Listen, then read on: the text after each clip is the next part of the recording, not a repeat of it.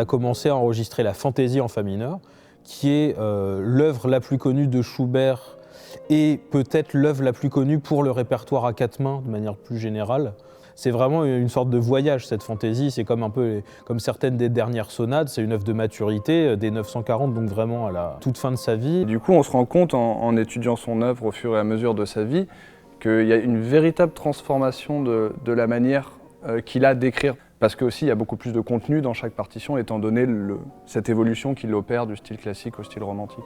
Ce qui fait que dans la fantaisie, oui, on se permet plus de choses que ce qu'on pourrait se permettre dans la première fantaisie, par exemple.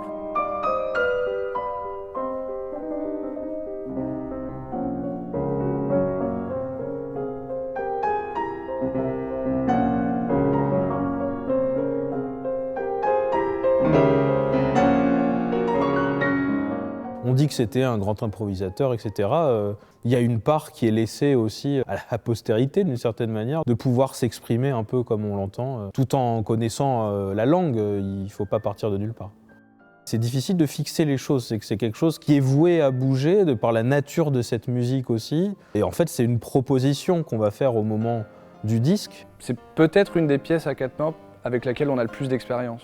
Si tu veux, à chaque fois qu'on la joue en concert, il se passe quelque chose de différent. Et du coup, tu te nourris de ça pour que les fois d'après, ce soit encore différent. Du coup, là, en enregistrement, on arrive à un moment où il faut figer aussi la pièce. Et Alban confirme cette intuition pour nous dire « mais allez-y à fond » parce qu'il y a quelque chose qui fonctionne de ce point de vue-là.